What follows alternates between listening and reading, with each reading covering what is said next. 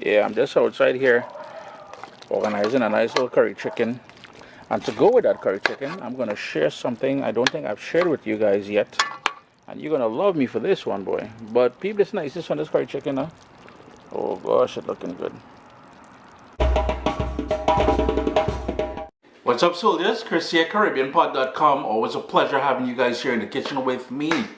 Curry chicken, you saw me doing that outside there. So the only thing I would want on the side of that with some rice is a good coconut chutney. So that is what we're doing today, except we're not just doing Granny's old, no disrespect to Granny's coconut chutney, eh? But we're adding a few more ingredients in there, and one of them being pineapple. So today we're doing pineapple coconut chutney. You're gonna love this one, man. As I get my charcoal fire going over there, a couple of things we need to do. First off, when you're buying dried coconuts, and that's what I have here. I don't know if you guys can hear this. That's water, coconut water inside there shaking. So when you're at the grocery store, pick it up, shake it. You want to make sure you have liquid moving around in there. The second thing is you're going to need like a cleaver, and you're going to crack, and all that juice is going to leak out. That's all right. That is what we're looking for, to crack it open. Now we got to dig the flesh out of there. So for that, we'll need a paring knife. Once they're split open, you will take your paring knife, and you got to be very careful, eh? I ain't trying to get all it to cut all your hands and stuff like that. But you'll just go in and you'll work your way just between where the hard shell is and the flesh is. And you're just going to keep working your way, keep going down. You really need a thin paring knife. And again, be very careful, please. Now, it can be very dangerous, but this is how it's going to come out. And you can crack it further to make it into smaller pieces, and it'll be easier for you to handle. But please, please be very careful, because it's, you know, a sharp knife, hard, soft. The opportunity for mistakes, yeah, it's there. Got a lovely charcoal fire going in my coal pot there. And it is charcoal, but I'm also putting pieces of the dry coconut. The sort of shell on the outside, that's going to help create a nice little flavor in there as well. So you see what we got going on. Now the idea here now is to roast off that coconut that we just cracked open there. So I'm just going to toss them directly onto the charcoal like so. We want them to roast off. It's going to char, and it's going to take on a lot of color, but that's all right. Later on we're going to scrub it, so don't worry, we're trying to get it black. And basically what that flame and roasting it off there is going to do, it's going to intensify the flavor and start bringing out the natural oils in that coconut. So, you know, you heard about coconut oil before. That is what we're doing. We're trying to bring out those natural oils and sweetness. It is going to be smoky, so be mindful of that too, yeah? And you'll start to see, notice how black and char it's gone there. That is perfect. I'm just going to give that a couple more minutes. Like that. That is perfect. We want to char it up, man. You really want to char it up. So put it on that direct flame. Don't study that. You're not hurting it in any way. This is how we want it. Man, does it ever smell good, boy? Smelling like popcorn, to be honest with you.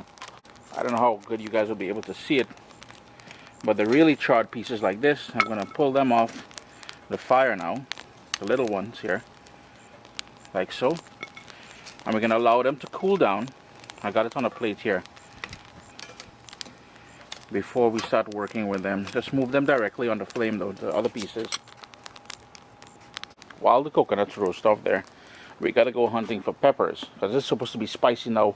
You can obviously roast off the peppers as well, but I like the freshness of not roasting the peppers.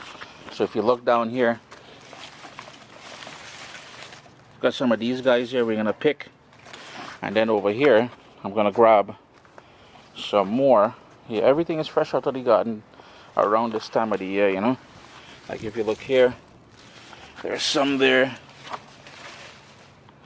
some all in between there. So I'm going to grab some of these peppers, and then we'll go back inside after we take those out of the coal pot there.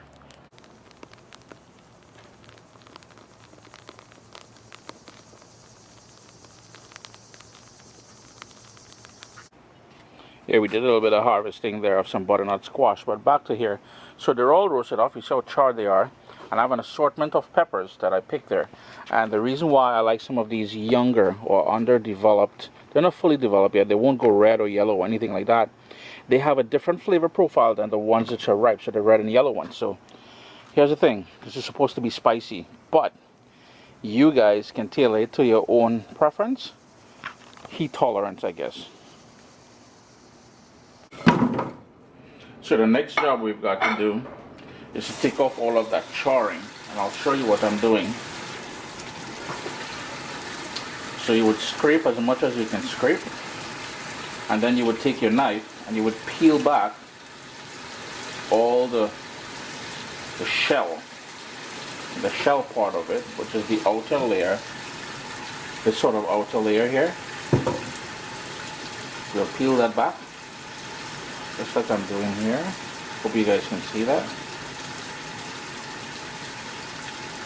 Yeah, it does take a little bit of effort, kind of thing, but man, the flavor you'll get from this thing here, I'm telling you, boy. If you've never had coconut chutney before, you're all missing out. I have an older recipe where my dad helped me make it, but that one, so there we go. Now to make it easier for the food processor, I'm just going to cut it up in smaller strips. That one, we didn't put pineapples in there, so that's exactly what you need to do now, alright? Just keep doing that as I showed you. Now the other way you can do it, the same paring knife, you can just scrape and scrape as much of it as you can out. And this way, what you're going to do, you're going to maintain, I'm not peeling it, I'm just scraping. And I scrape it under the water here. And you're going to maintain a lot of that smoky flavor that we created by roasting them on that charcoal fire outside there. Just keep in mind though that if you scrape it like I'm doing here, it will have a different sort of color at the end, a more darker color. But as long as you're cool with that, this is the easier way to do it. Just go ahead and scrape, give it a rinse, and continue scraping. Just get rid of all the char. Those char pieces, yeah, that is not nice. It's going to give you a nasty burnt sort of flavor. And we really want that heightened coconut oil sort of caramelized, almost like good popcorn kind of smell out of it. It did take some time, I'll be honest with you. It does require a little bit of work, but the end product is really good. So what we got to do now is get your food processor, or now typically what my parents would do back in the old days, I cut it up into small pieces as you saw there, but my dad would grate it in a grater, and that would become the sort of texture that the traditional way anyways. You can use a food processor or a blender. Tossing all of that in there. And I've got 4 large cloves of garlic, and this is homegrown organic garlic we got when we were out in Quebec. Just giving it a little choppity chop there. A piece of coconut. You know how hard I work for that, Mr. Coconut? Look now. Shado beni, culantro, bandania, whatever you call it. You know, it's a great opportunity for you guys to go out and support your local West Indian supermarket. Get some of that. That shado beni is a must in my humble opinion. Now here's where things are going to get interesting. I want this to be very spicy. Now wear gloves, eh? Don't be following Uncle Chris and playing all these big things and can't handle the little something on your fingers later on. And don't be touching and thing later either, eh? Because you'll cause problems for yourself and whoever else, alright? I'm just saying. Seeds and everything in there. Put in as much pepper of the scotch bonnet, the scotch bonnet variety. If habaneros is what you got, you can use habaneros too.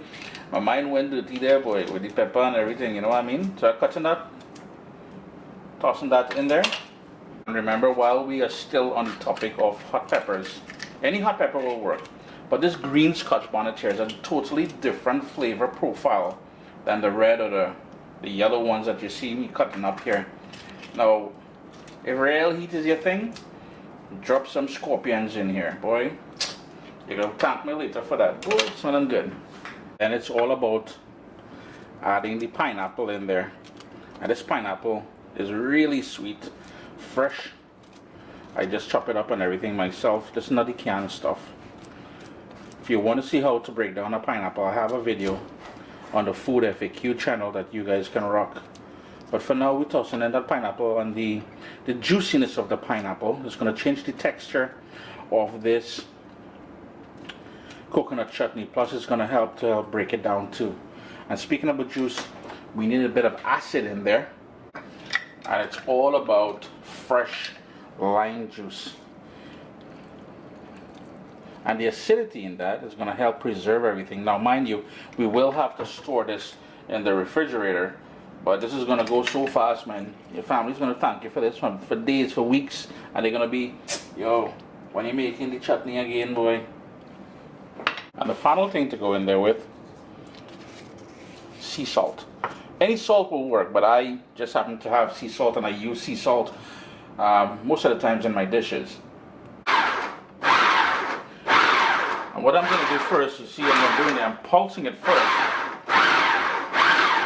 because what I want is the pineapple to start working its way down, and the juice of that pineapple along with that lime juice is going to help us, so we don't have to add any water or anything else. We're not trying to add anything foreign in there. No, foreign not good in this wrongs, no.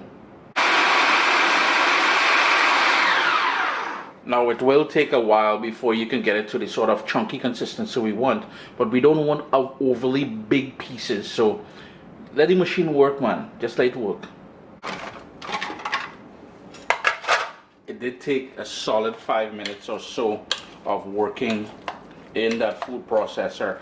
To be honest with you, if you got a high-powered blender, I think, yo, it'll be done faster. Anyhow, Chris here, CaribbeanPod.com. Always a pleasure having you guys here in the kitchen with me. Pineapple, coconut chutney. We roasted it off. Nice ripe pineapple. As much pepper as you can handle. A little bit of garlic, a little bit of shado beni. Yo, you can't go wrong, man. This here, put it in a tight glass container in the fridge. It will last a couple weeks at least. If you wanted to drizzle on some olive oil in there, you can certainly do that. But you notice that nice dry consistency? That is what we're looking for. We don't want anything overly soupy. But, man, I'm telling you, with your curry dishes, I'm telling you,